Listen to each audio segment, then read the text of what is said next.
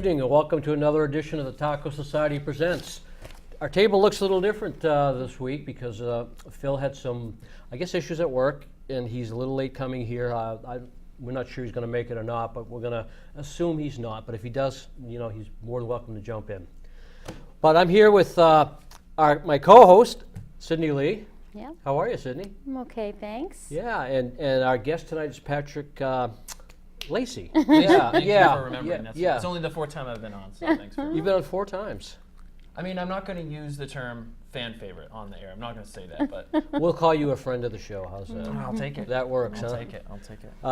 We decided to take December off because we were kind of burnt out. We did 3 shows at the end of October, beginning of November, and it took a little bit out of us. And with December, Christmas is always so busy. And you had a friend that was very ill and passed away. Yes. So you were very busy, to put it mildly, with that. This sounds horrible, but other than that, how was your vacation, your time off, I should say? Well, it was nice because my brother and his wife came up from Oregon, and they don't usually for Christmas, so it was a nice treat, and we got to spend a lot of time with them. No, great. And my parents go to Florida for the winter, so we all spent some time together and did a few things, and at least had Christmas together, and we had New Year's with my parents before they left. It was nice. Just we laid low for the rest of the time, but we did the family thing, and good for you. Yeah, so it was nice. Ian had a nice Christmas, and that's really all that matters to me in terms of, the Santa element. And the dogs were, of course, overrun with toys and bones and So they had a gifts good Christmas and, too. they had a fantastic Christmas. So. I think the question that's on all of our minds is, how's Anthony's teeth? Oh, Anthony's teeth are pretty good. I think he's actually got one more appointment to go. It's been like a slow process, but he went in the other day and had some filing done, and and I thought he was going to come home with like a fang. That would have been cool at least. I was hoping. So you were actually let down. Yeah, I was definitely disappointed. Yeah, I get that. Well, that's story fodder right there. Yeah. How about you? How was your Christmas? It was good. I ate so much food I got gastritis, actually. Gastritis? Gastritis. That's a Three Stooges term. What do you mean gastritis? Gastritis is also the name of my high school band. No, but it's like when your stomach lining gets inflamed from like eating too much or like being irritated. So I literally ate so much that's what happened. It was worth it though. Only you. I know, exactly. So that's how that. Did you have to go to the hospital? I got a stomach replacement, brand new one. No, I just went on some Prilosec, not to name drop or anything. Yeah. Feel great. Prilosec. All that for Prilosec? I thought you were going to talk about how they had to operate and pump your stomach. Yeah. Charcoal. Oh, come on. You and I have been through worse. Yeah, my God. I had to take 2 the first night though, so that's a lot. Yeah. Geez. Maybe a little Ambien to help you sleep too. No comment. Okay. Well, my Christmas went well. My family all came down. We spent some time at my sister's house, and then at my house. And my little granddaughter was there, who we don't see enough because they live in New York. But it was so nice to hold her in my arms and to hear her cry the whole time. it was a good time. So we made it through the holidays. Here it is, January, and it's not really cold outside. It's in the 30s, 40s, but it's been cold and it's going to get cold. But hopefully the snow stays at bay. We've been lucky. Let's talk about 2016, since we're talking about January now. Let's talk about the time we weren't here again. Did you read a lot in 2016? I think I clocked in at a meager $35. It's pretty pathetic, yeah. And not even, a lot of them were novellas too. Really? So, yeah, Shame I don't know. I'm a slow reader. Mm. Okay, enough from the peanut gallery. I'm a very slow reader, so I mean, I don't know what to tell you. Well, writers tend to be a little bit short on time anyways. Sure, read, yeah, so, we'll blame it on that. Yeah. Yeah. How about you? I did some reading. I hoard books as soon as they come out, and as soon as I can get them. And even though I can't read them right away, and I really want to, I sort of then later on will go through them and. You do it in batches? No, I wouldn't say that. No. I'll single one out for a particular reason, and I know a lot of people are waiting to hear what I think of it, or I said, I would review it or something like that, and time has just gotten away from me with my health and things like that. But I've read. Well, give us an example. What was one of your favorite books? books? I read The Incurables by John Excellent Bassoff. book. What a great book that was. Yeah. I mean, every one of his so far has just been spot on. Absolutely. He's phenomenal. He wrote one, I can't remember the name of it now. Corrosion or Factory Town. Factory Town. Yeah. I mean, I like both Corrosion and Factory Town, but Factory Town was so weird, so strange. It was right up my alley. Yeah. I loved it, and I wrote some reviews on it, and he contacted me afterwards and said, I'm glad you liked it. He said, I got a lot of comments on that from people that didn't appreciate it as much as you did. But you got to read it. If you like strange It's been on fiction. my Kindle, all three of his books, for a while. I just haven't gotten to them. Excellent. Well, this is the cover for The Incurables, if you can see it at all here. And it was, as you said, it was just another great book. How about a quick synopsis? Takes place in the 50s. In a psychiatric hospital, a doctor has been sort of disgraced, and he takes off with an ice pick and a hammer, and decides that he's going to save people by performing the transorbital lobotomy. So he goes from town to town doing lobotomies. Okay. I can get behind that. Yeah, it is. I mean, you just have to know John Bassoff. You have to read his work. You have to know his style. He's got just a very, very unique style of writing that you fall in love with as soon as you just. His voice is unique. His narratives they're hard to follow sometimes. Yeah, they're surreal. It's very surreal. And there was something about Factory Town. I want to say he didn't use quotation marks. There was some sort of grammar. Sometimes he writes dialogue and doesn't use quotation marks. So you'll see a whole conversation between two people, or it's like Cormac McCarthy. Sort of like that. Yeah. Yeah, you can put it together. I mean, you can Exactly, follow it, yeah. but it's off-putting. It keeps you on guard. It actually makes you pay more attention to the story. Yeah, I didn't find it off-putting per se, but it, as you said, it did catch my attention, and I thought it was really cool. So, but yeah, the Incurables is just shout out to John. Yeah. I mean, what an idea, right? What an idea. The kid, the girl. I mean, it was just it was great. I would recommend that also. I'm going to talk about a book that I read. Oh, good. Unless you have more. I do. I was going to also say Jedi Summer with the Magnetic Kid by our friend John Bowden. Oh, John, yeah. Excellent. Which was really good. And I was lucky enough to read an early manuscript of it when he was just starting to work on it. And now to see it come to fruition like this and getting such fantastic reviews, it made the preliminary ballot of the Stoker ballot. Excellent. He deserves it. Yep. And this is the cover here, if you can see it. It's so cute. And it's very different than Dominoes, which was his last book. Also very unique and extraordinary in a lot of ways. This was different. It's a coming of age tale. It's about two brothers, but it's filled with surreal imagery, and John is just a fantastic writer. The characters are, you fall in love with Instantly, too. Yeah, instantly. And Well, I was just telling you earlier, I read Detrius in Love. I hope I pronounced it right. But John's latest with Mercedes Yardley, excellent book. Their styles are so complementary. And the story is just, it's a strange story. It's about a boy that has two dead people, I guess you can call them ghosts, as friends. One's a woman, one's a boy. The woman becomes his love. But he has a twin that's called an opposite of him.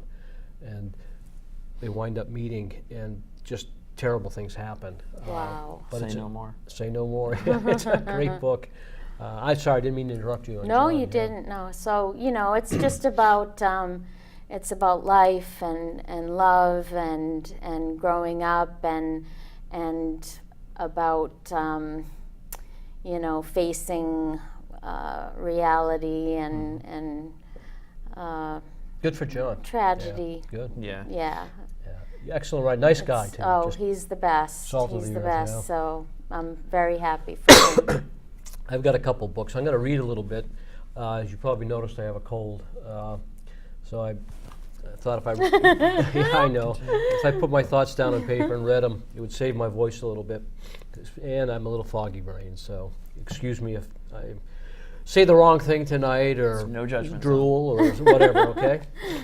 My favorite book of 2016. It's probably no surprise to many people. Is Stranded by Bracken McLeod. Stranded is set in the Antarctic, in shades of Dan Simon's The Terror, if you ever read The Terror. Bracken writes with such authority that you can feel the cold, you can feel the ice, you can feel the snow on your fingers as you're turning the page. I mean, he's that good of a writer. That also made the preliminary Oh, ballot yes, it for did, the Stokers. Stranded is basically about a young man whose name is Noah, and he's aboard a supply ship headed towards the North Pole. Noah's serving under a captain who happens to also be his father-in-law. The thing is, Noah's wife has died, and Noah's father-in-law harbors blame and deep resentment towards Noah, which causes his shipmates also to turn their backs on him. And on top of this, Noah's shipmate and friend dies while doing a task that Noah was assigned. So all Noah wants to do is finish this trip. He wants to go home to his young daughter, but things aren't working out so well for him. The ship runs into a fog that's so deep that they literally can't see anything in front of them. All their navigation equipment stops working, and one by one, the crew begins to come down with a mysterious illness, and it's not a cold, it's a real illness. Okay. Then their ship becomes stuck in ice. Their only hope is to get to a rig that's close to them. So as they make their way through to the rig on the ice, they make a discovery that is literally right out of the Twilight Zone. And it's nothing you can Foreshadow. expect. Yeah, or You don't foreshadow at No, all. You don't see it coming at all. And I'm not going to give away any spoilers. I don't want to say what it is, but the twist will knock your socks off. It's one of those mouth-opening things you read and you just say, wow. Like you said, I did not expect that. Yeah. And he's written a story that it's just a page turner. There's no other way to put it. His character Noah is physically isolated out in the frozen tundra, but he's also emotionally isolated by his father-in-law and his shipmates, which makes Stranded the perfect title for this this novel. Great Double book. entendre. Yeah, it is. I can't recommend it enough. Cool. And I'll go one more since you did too, and then I'll Yeah. ask you what yours was. Sure. My second favorite book, and it's kind of cheating, but I did read it in 2016. I didn't finish it until 2017. It's called The Last Sacrifice by the great James A. Moore. Oh. And if you look up the phrase epic journey, this cover will be will be in the dictionary. It's one hell of a book. I saw the term grimdark applied to it, and I think I saw Christopher Golden use that term applied to it. I'd never heard of that before, grimdark, but that is the perfect description for this. It is dark as hell and grim. It's a perfect label. There's no other way to describe it. The book is pure sword and sorcery, a fantasy set in medieval times with an epic scope. This is just one of 4 books that are coming out. And a cast of characters that rivals anything by Tolkien. It starts off with a man coming home from an adventure and discovering that his family is missing. In their place are 4 large gold coins. Sound familiar? I remember hearing him read this. I do Yeah, a believe, couple right? times, yeah. Yeah.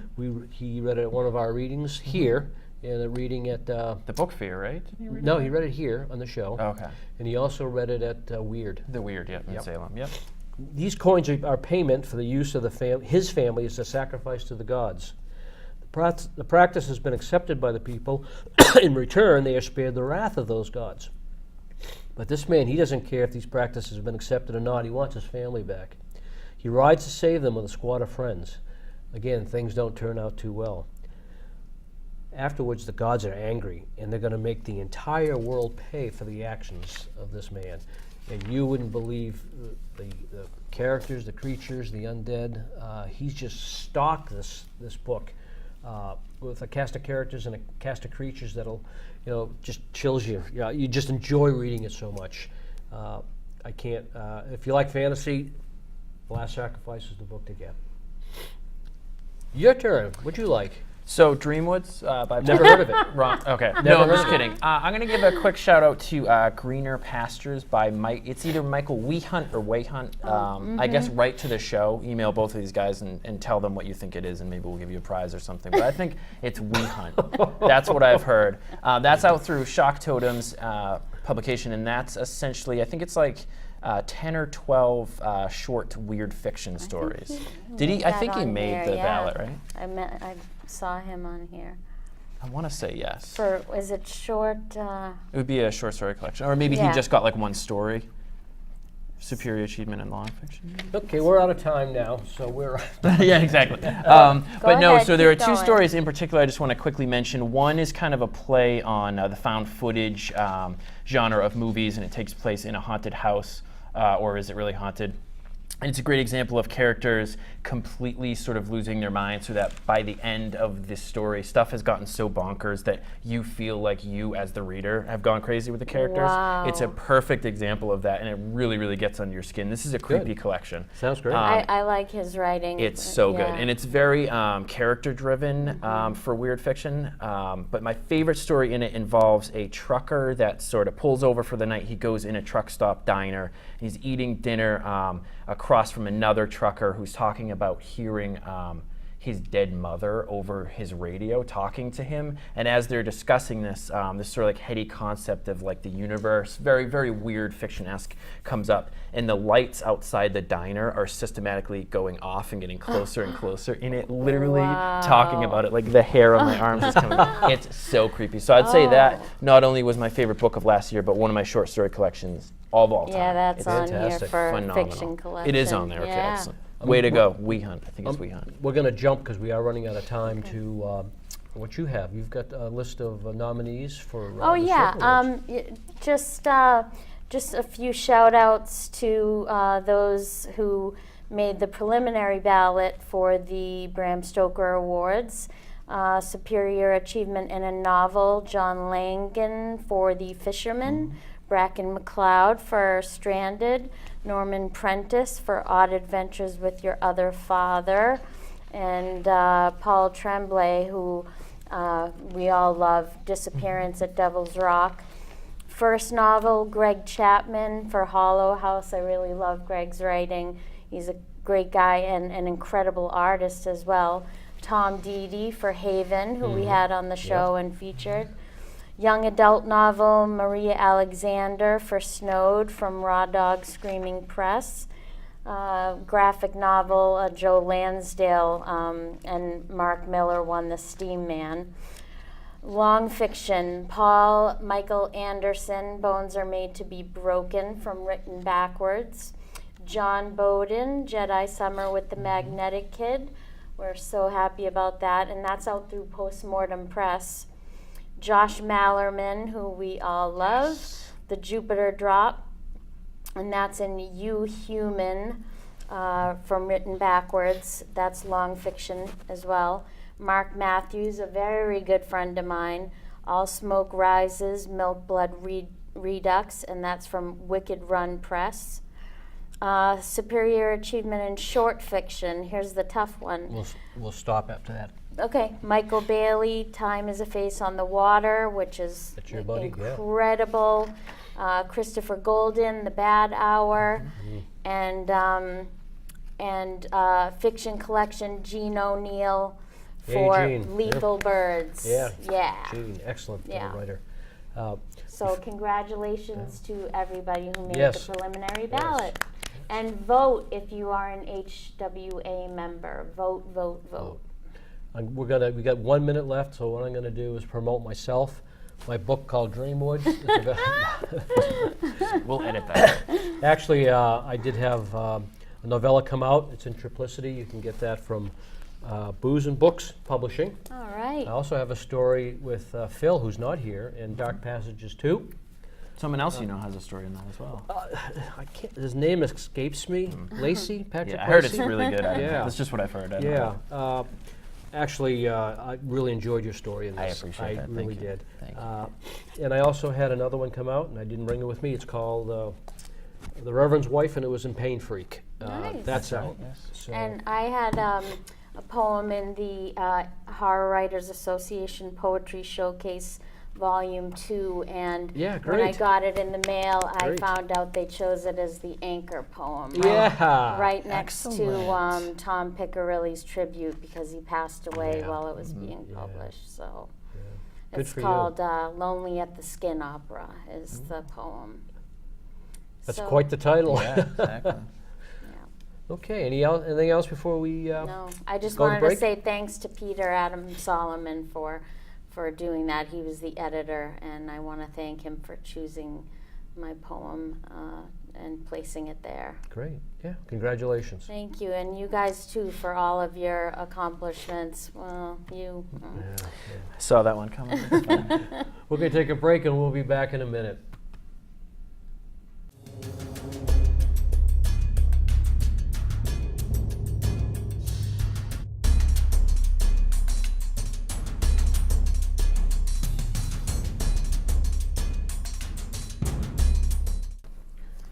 We're back.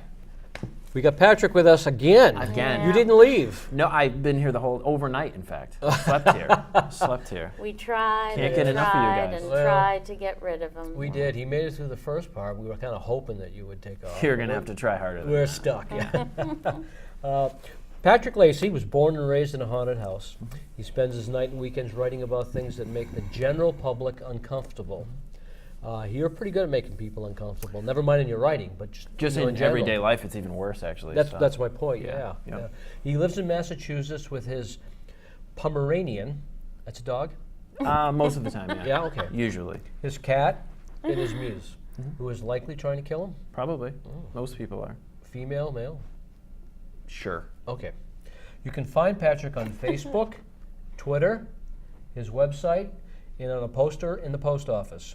Patrick is here to promote his latest novel, Dreamwoods. And welcome back, Patrick. Yeah, and pleasure to be here. Thank you. How about you starting? Well, can you give us a quick synopsis on Dreamwoods and tell us how you came up with the concept? And Sure. Did you copy it from someone else or look it up on Plagiarism. Wikipedia? It's or- honestly just The Shining with a different, this is literally just The Shining in here. I just took out all the good parts. No, Dreamwoods is the story of Vince and Audra Carter. They are both aging punk rockers. Vince is now in his mid-30s, has kind of settled into adult life. He's an accountant. Whereas his wife, Audra, is a stay-at-home mom, kind of still wanting to be in her punk rocker younger days, but she's a stay-at-home mom, mother of 2 twin boys, Tim and Andrew, who has type 1 diabetes, which I think there's a question about that, but we'll get to that shortly. So Vincent Carter's marriage is kind of falling apart. He thinks it would be a good idea to bring the family to a place called Dreamwoods, which is sort of New England's answer to Disney World. The only problem is in the 80s it closed under strange circumstances, things like rumors of ritualistic murder, cults, all good stuff like that. And it has reopened in modern day times under equally mysterious circumstances. So Vince gets it into his head that he thinks it would be a good idea to bring there and maybe save the family and save his marriage. Unfortunately, very, very bad things happen to them and everyone else who attends Dreamwoods. So plot spoiler, bad things happen. Well, I'm probably one of the 5 people that have read Dreamwoods. 4. 4? Okay. Let's be honest. While the camera's 5 rolling. including Patrick. Including me. Your adult protagonists in Dreamwoods are flawed. I mean, they are really flawed. To watch them go at each other is just absolutely amazing. What is it about flawed characters that appeal to you? Why did you write them so flawed? I thought it would be interesting. So it's kind of a plot spoiler, but not really. Dreamwoods, the park sort of knows its visitors' fears from the moment they get there. And I thought that if I had very, very flawed characters who had distinct fears as to where their life was going. So for example, Vince is worried that his family is falling apart and his marriage is falling apart. Maybe the park could then take that information and use it in a way that would ruin his life even further during his stay at the park. So the park itself likes to play with its visitors before the very bad things happen. So this was planned. I mean, you had this all. I don't know if you wrote a timeline, not a timeline, but a plot synopsis or No, I do outline? not. I'm very bad at that. But I knew, like, going into it that I wanted very flawed characters, and I wanted the place to kind of play on those flaws. But I didn't know exactly what the flaws would be until I started the first draft. So. Okay. And you talked about diabetes a few minutes ago. You have a character who has type 1 diabetes, which is the worst, where you have to have the needles and the insulin. Where did that come from? I actually have a cousin who has type 1 diabetes, so I was growing up just seeing that, so it was present in my life. And I wanted some sort of disease for one of the characters where that could really be amped up. As I mentioned, the park knows what your fears are, so if someone with type diabetes is usually afraid of the future because their condition is only going to get worse unless it's controlled. So the part I'll be reading a little bit later plays on that fear, but I wanted something where the park could really, really play around with someone's fear and also like well-being, their health, so that's why I did that. Yeah, in one particular scene, the mom or the dad loses the knapsack that has the insulin. Yes. You know, and the big fear is, oh my God, if we don't get the insulin to the boy, something bad's going to happen. So it's more than just a plot device. I mean, you actually put some thought into this. And a little bit of thought. Let's not bit. give me that much credit, but yes, it was deliberate.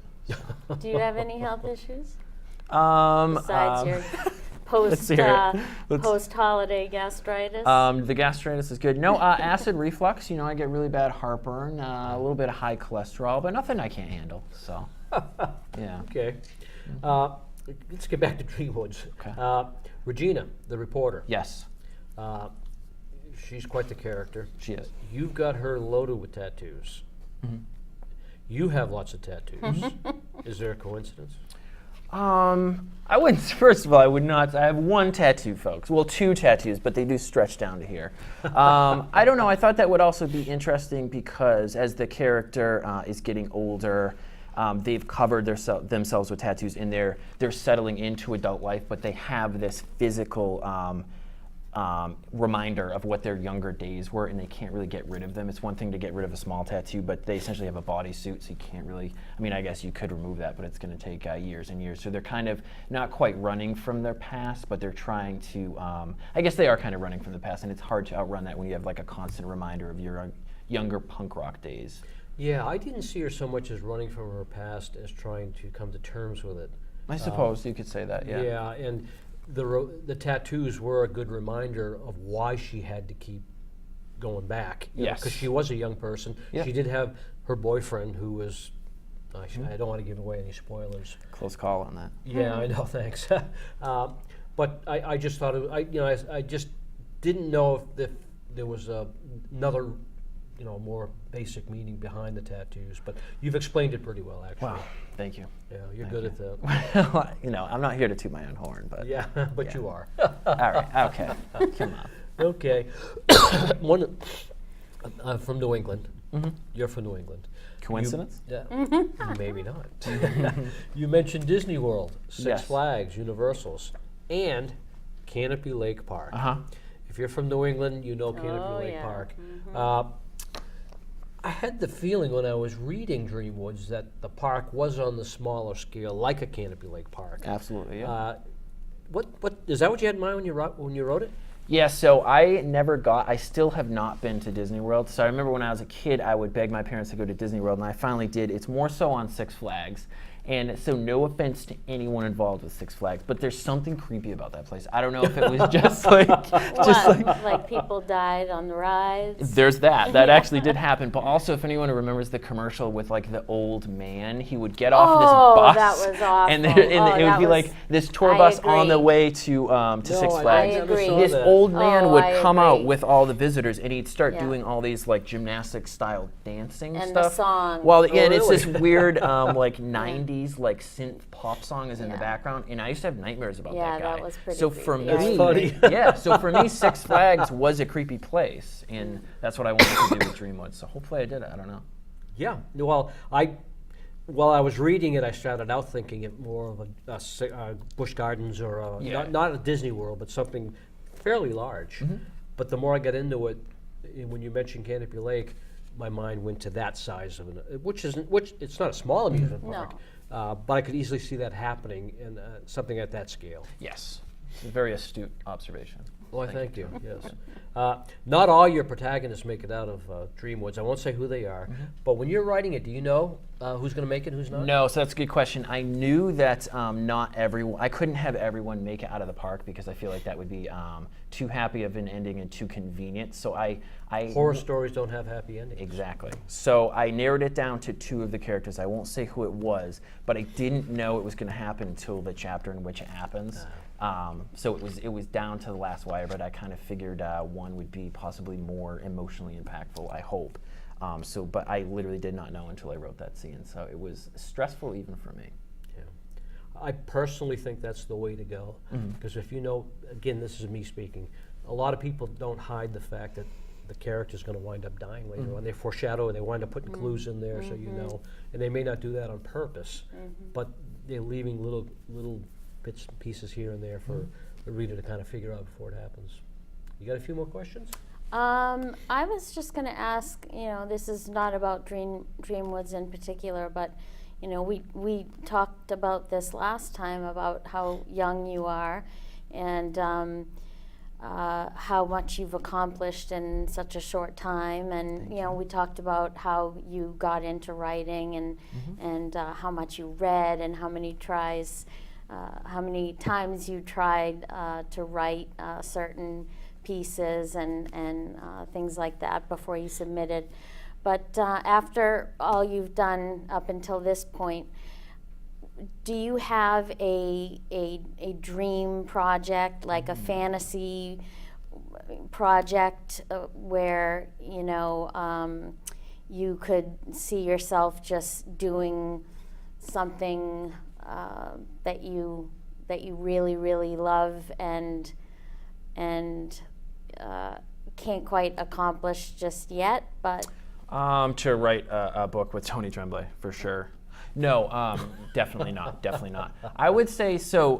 Goosebumps were huge for me growing up, and that's kind of like what sparked that desire to become a writer. And a lot of people have even said this is a reviewer said recently that it was Goosebumps on meth, which is probably the best blurb I've ever gotten. So I guess like if R.L. Stein wanted to just take like a week off and just let me like have my hand at one of the Goosebumps books, Cool. completely fine. So Cool. I could see, based on Dreamwoods, I could see you handling something like that. it'll probably won't happen, but if you're listening, that's a Mr. good Stein. dream project. I Yes. like that. Yeah.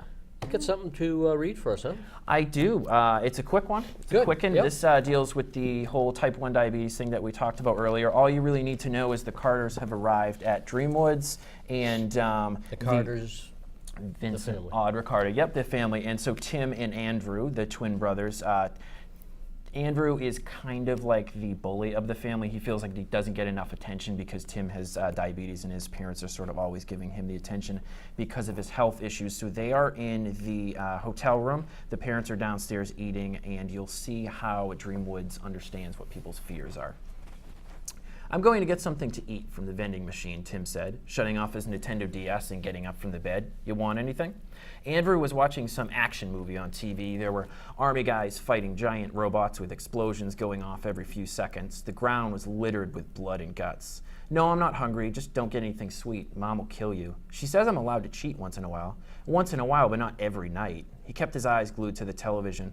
A general watched as a colossal robot foot stomped down on him in slow motion, turning him to mush. It was meant to be comedic, an over-the-top gag, but for some reason it made Tim want to look away. "What do you care anyway?" Tim said. "I'm just a freak, remember?" "You're right. I don't care. Have all the candy you want. I'll get more Christmas presents when you're dead."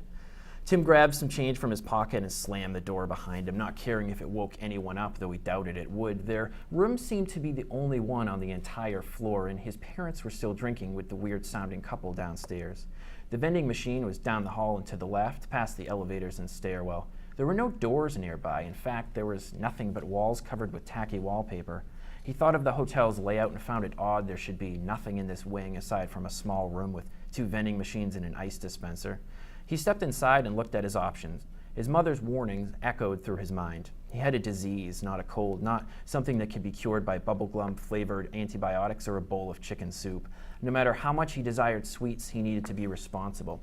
Candy could be poison if he indulged too much. Maybe he should just get a bag of chips or pretzels. They would not be as fulfilling as a Milky Way or Babe Ruth or a Crunch Bar, or maybe anything else his mind could conjure, but at least he could eat them without guilt. Except that when he read the labels in the vending machine, he did not find chips or pretzels or anything remotely similar. Every single item seemed to be dessert. Candy and cupcakes and other pastries, more sugary snacks than he could count. Maybe whoever owned the hotel had a sweet tooth, much worse than Tim himself. And whoever owned the hotel sure liked some strange brands.